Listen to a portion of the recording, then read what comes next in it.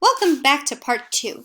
So, I know I was using different examples to illustrate some of the concepts on this page, to illustrate those different orientations, but please know that those in no way reflect my personal beliefs. I try to keep those um, out of what I'm instructing you, and just so we can pick apart the material as objectively as possible. With that being said, I've included for fun, I guess fun is not the right word, a link to the Southern Poverty Law Center, which is committed to educating people on anti-hate groups across the US and tracking them down.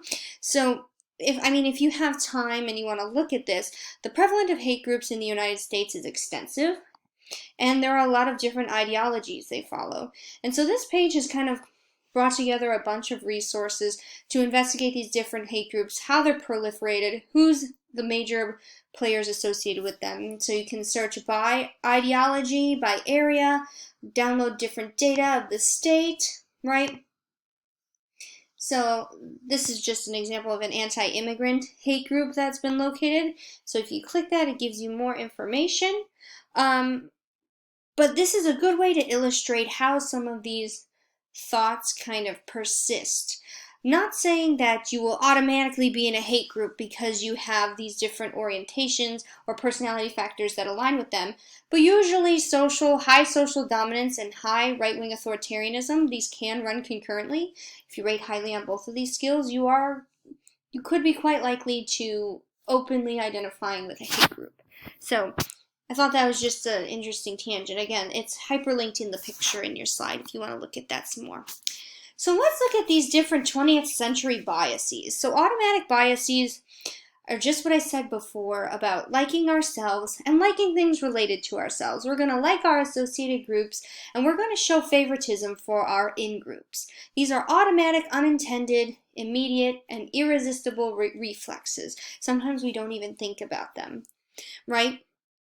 And this can have a tendency to view, it kind of follows that other groups aren't going to be viewed as favorably.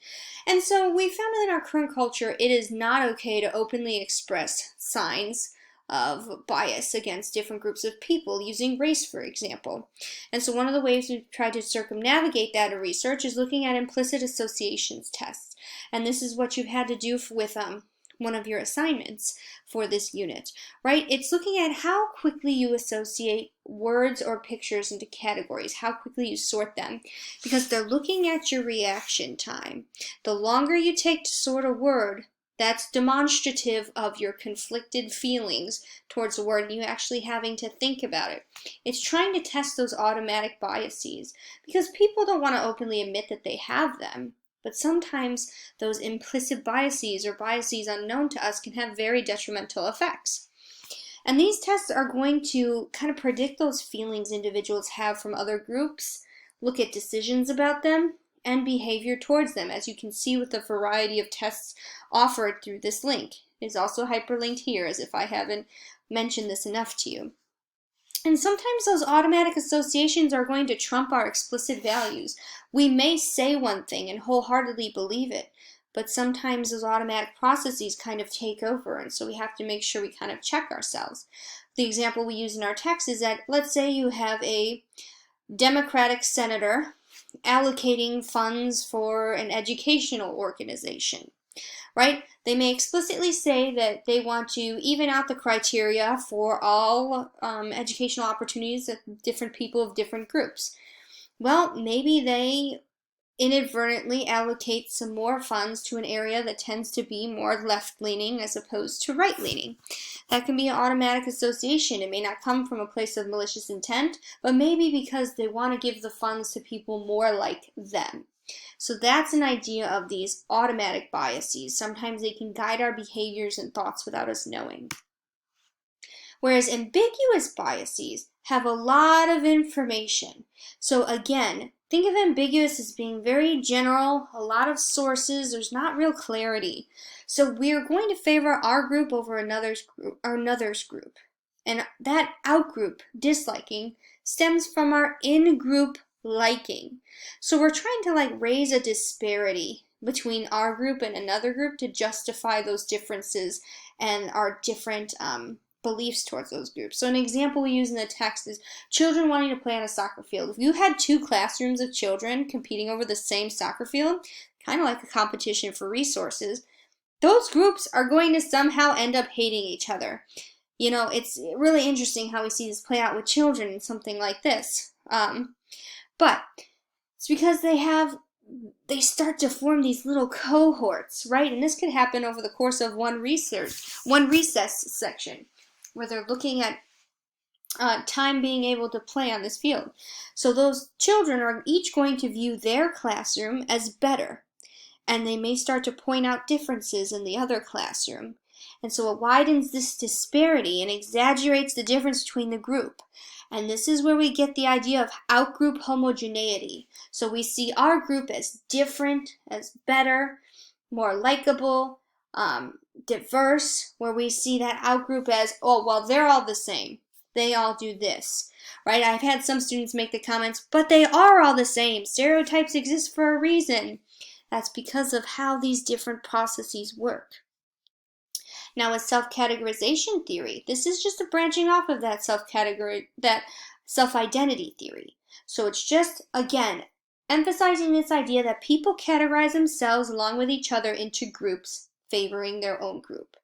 And those groups are where we derive our part of our identity, right? We kind of solidify that identity and that reciprocity of, oh, well, I am more progressive in my beliefs. This group is more progressive in their beliefs. Let's get together.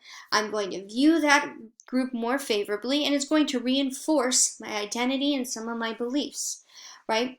And an example of this is aversive racism.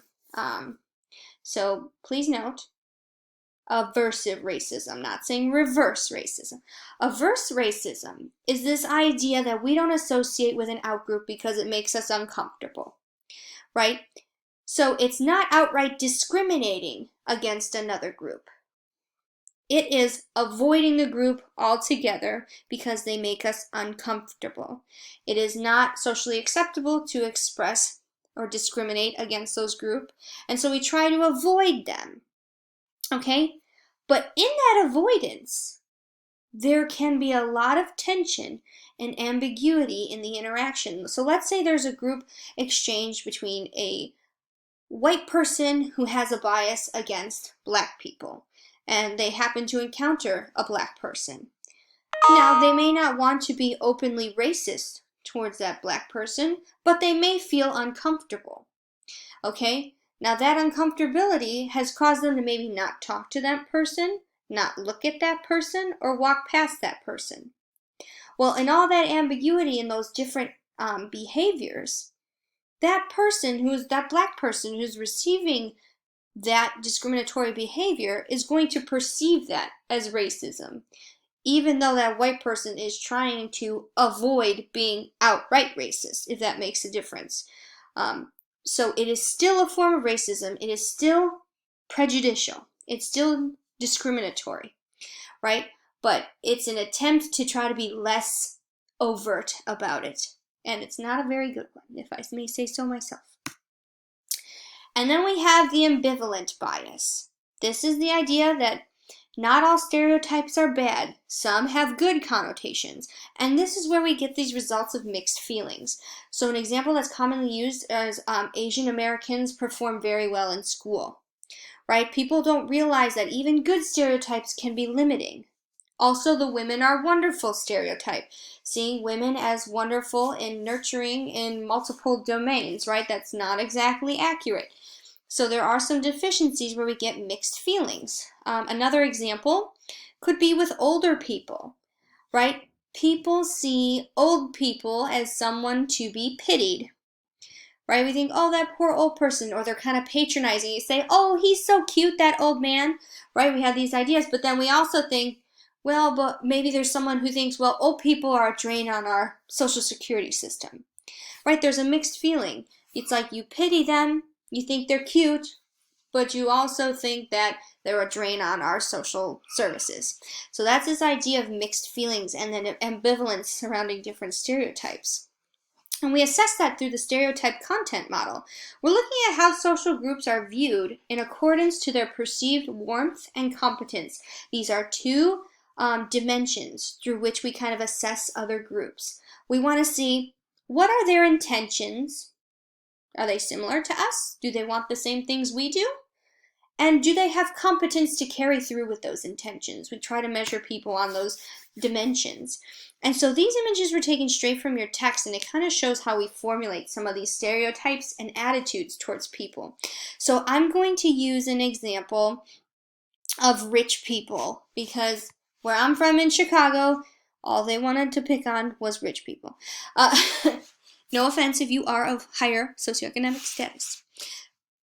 But so we see in these dimensions, we have warmth. Warmth is just that expression of emotion.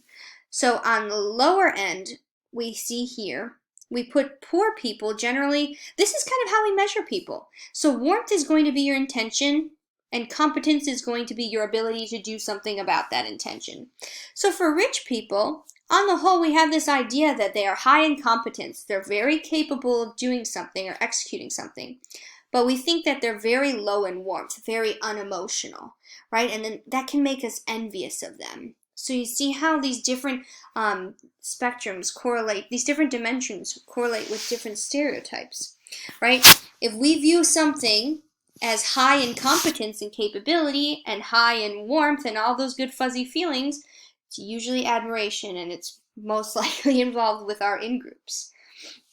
Now, for associated behaviors and emotional prejudices, people have a lot of prejudices towards homeless people and people with disabilities, right? And these can cause different emotions. So we talked about older people, right, and disabled people, because sometimes we lump them into the similar categories in the sense of we feel pity for them because, oh, they're high in emotion and warmth, but they're low in competence and not very capable.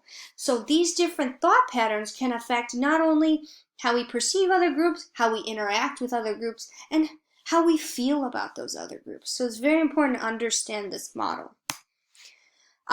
This is just another kind of summary image for those different types of biases. So the automatic, ambiguous, and ambivalent, please know the difference between these three. Is an example of how you kind of track down these different biases, how we can detect them, and what it shows. So that's important because automatic biases through the IAT are going to look at good in-group and bad out-group, whereas the ambiguous bias is going to look at different factors. It's much more complicated. Think of it as building in complexity as you progress through the different types of biases, because there's so much thought that goes into how these biases, prejudices, and discriminatory behaviors are perpetuated, right? So make sure you understand what factors kind of align with which bias. If you need further information on that, let me know. I would be happy to discuss it with you. Again, I'm trying to condense the lectures for you. So I know we didn't get as involved as I wanted to, which is very, very, very heartbreaking. But one final thought I want to leave you with is just questioning, how often do you hear others criticizing groups without knowing anything about them? Or worse, presuming to know everything about them. There are so many heuristics and biases and cherry picking of information, right? We're confirming different biases in how we analyze other people, how we assess their values. Social psychology is so much of exploring how we interact with others, how others interact with us. It's a lot of trying to assess what other people are trying to convey, what we are trying to convey, what we're trying to protect in our group. It's a very complicated issue. And so when you hear someone criticizing other groups, especially people of other nationalities in our current political climate, take a second to think about what's really going on, right? What are their biases in their behavior? What are their biases in their thought patterns? What are the biases in their emotions? How do those come to be, right? Are they malicious? Are they intentional? Or are they a microaggression and just automatic? Now that doesn't mean we should dismiss them as such, but we need to open up this conversation not to shame people, right? We need to engage in order to dispel some of these stereotypes and work through these different issues that we're having. Um, and that's all I have for this week, ending on a very preachy note, but one that should be said nonetheless. Let me know if you have any questions as per usual, and I hope you all have a wonderful week.